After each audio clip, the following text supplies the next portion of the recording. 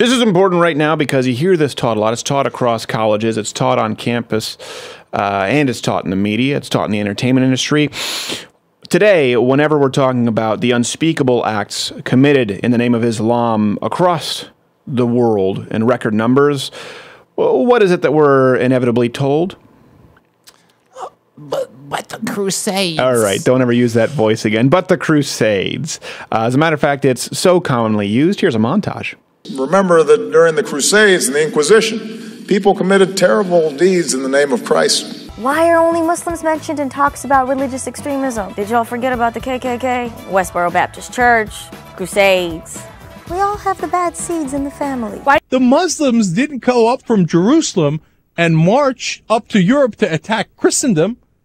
No, the Christians marched down to Jerusalem to attack the Muslims. The Crusades and the Inquisition. He went to the big ones, the ones where it's like everybody agrees. Woo, that was f***ed up, wasn't it? And a lot of you probably believe that too, so it is time to get your paper plates, knife, and fork ready because we're about to have a sacred cow cook-out.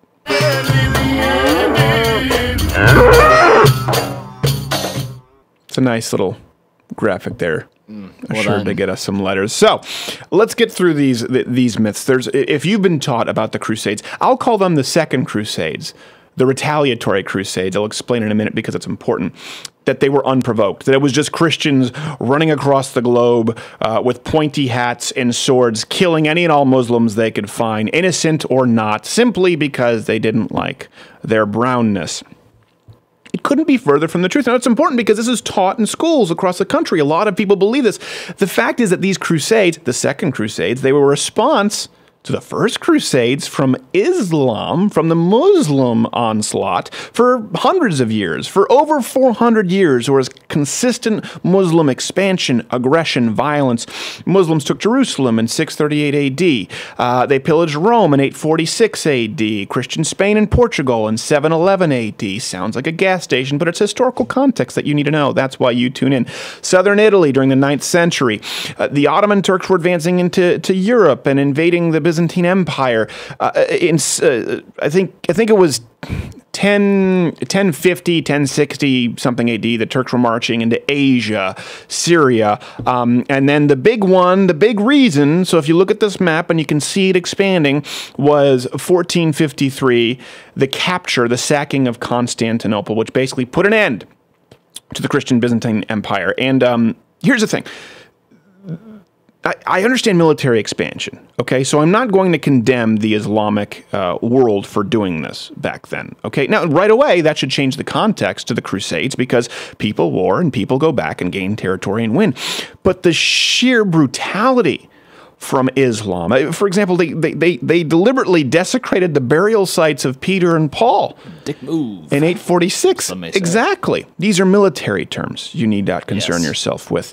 They would behead people, as we see today. They had methods of torture that were incredibly brutal. The dimitude, meaning they would force non-Muslims to be subservient and pay taxes, and they didn't get to enjoy the same kind of rights as Muslims got to enjoy. Something we don't mention amongst our white guilt, millions, some people estimate higher than 100 million died under the Arab slave trade. We have courses that we're forced to take here in the United States to learn about the evils of slavery that we stopped. Oh, are they teaching those? Anywhere across the Islamic world? Is there Islamic guilt? Is checking your Islamic privilege a thing? So this kind of brutality, this kind of inhumane treatment, and yes, military expansion and cultural expansion is what led to the retaliatory Crusades. People like Vlad the Impaler, you've probably heard of. Do you know Vlad the Impaler? Commonly known as Dracula, I believe. Dracula is how he's known. Yeah, Vlad the Impaler was an actual person. Some sucked. Little bit of a sadist. I'll give that to you. Vlad the Impaler became really brutal precisely because he was a prisoner and saw the inhumane treatment, saw the brutality from the Islamic Empire. That's why he's seen as a folk hero to some. Now, I would say he went a little too far the other direction with impaling people and allegedly drinking blood. He found the line. He found the line, but... It's good for him. He found it.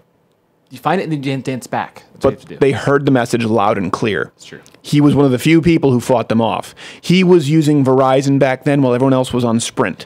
They got the message. He was ahead of his time. Vlad incurred no roaming charges. Like that. I do. So all of this is what led to the Pope putting forward the idea of a Christian crusade for the first time that kind of gave license to killing people who weren't Christians because they were facing the extinction, potentially, what they thought of their culture, of their way of life, to who they saw to be barbarians at that point. And it's important to remember that the Crusades, the retaliatory Crusades from the Christians at that time, met the criteria of the Just War Clause. They were thought of as an act of love in response to Muslim aggression. Historically, they met the criteria that was necessary.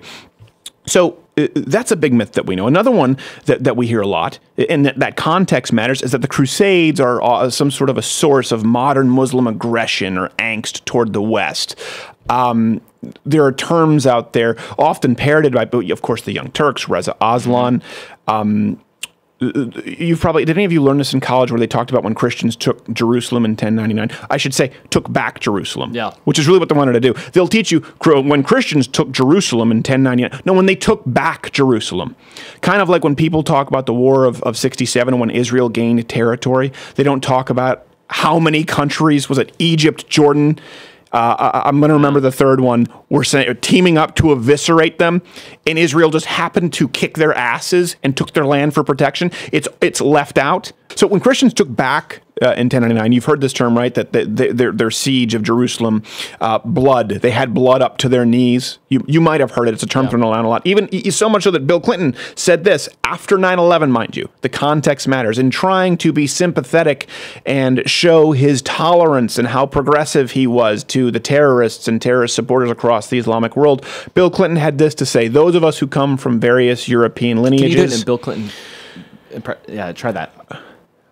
Are not blameless. Indeed, in the First Crusade, when the Christian soldiers took Jerusalem, they first buried a synagogue with 300 Jews in it. I was going to say that's unnecessarily dark to do it in a Bill Clinton voice. And proceeded to kill Muslim women, Muslim children, at the Temple Mount. I want to get down to the part where he said, the description of the event describes soldiers walking on the Temple Mount, a holy place to Christians, with blood running up to their knees. The common term, he reiterated it. I can tell you that story is still being told today in the Middle East, and we are still paying for it right after 9/11. First off, that's physically impossible for blood to be up to your knees, of course. And by the way, it may sound like we're trying to take something literally that they meant figuratively. No. They will teach this in college literally, and Bill Clinton meant it literally. Steve Weidenkopf pointed out that this is not only physically incapable, but corrected the record regarding the Jerusalem battle. Standard practice at the time dictated that a city that refused to surrender at the sight of a sieging army would suffer any and all consequences of a successful siege. This is why many cities back then agreed to terms before commencement of this siege. It doesn't mean all Muslims did that.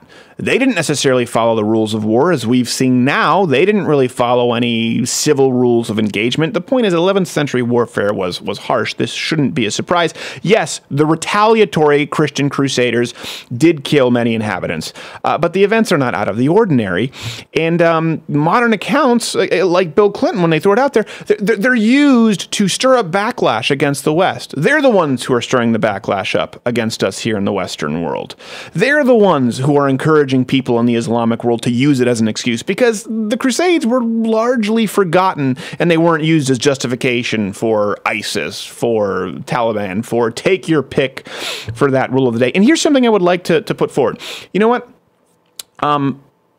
Not only is it understandable now, given this context, that the Crusades occurred, the Crusades were necessary. They had to happen.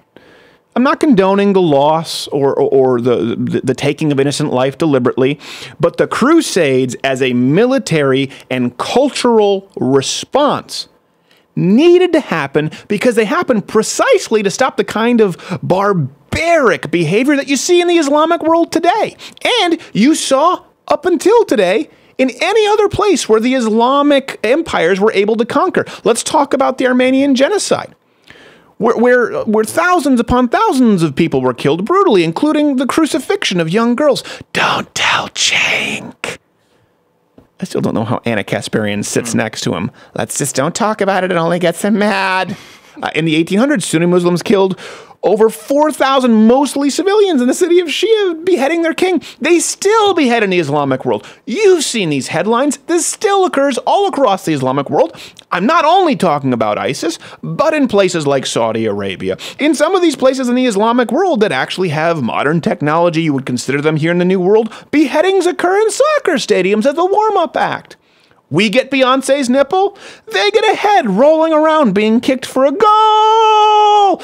I'm just saying that the reason the Crusades occurred were to stop the kind of behavior that shock you every single day when you read the news from the Islamic world. Because guess what? That was going to be the entire world. Even today, ISIS and their ilk are still forcing non-Muslims into dhimmitude with taxes and violations of basic human rights. And here's the main point. Whenever religious Islam has been given the opportunity to congregate, given a petri dish, in contrast to the rest of the modern world, to the rest of Western civilization, Europe, the United States, the Islamic world, when given the opportunity to civilize, when given more time, doesn't get better, doesn't make progress. It almost always gets worse. It gets worse. And that's what was happening before the Crusades because of the Islamic Crusades, and that would have occurred across the entire world. It's not one of those issues. Leftists like to act, sometimes they'll use this argument, right, that, well, Christians have come a long way if you go back to the Crusades. They were pretty uncivil, and some members of Islam are just in that, it's like that phase for them where they need to get beyond it. No, Christians before the Crusades did become much more civilized, were advancing into the New World, then because of Islamic onslaught and behavior, they had to get down in the dirt. The Crusades occurred, and they continued to make progress. By contrast, anywhere in the Islamic world where what they expanded into with their Crusades has been allowed to continue, it has gotten worse and darker. And if you're a progressive and you feel the need to appease it, hey,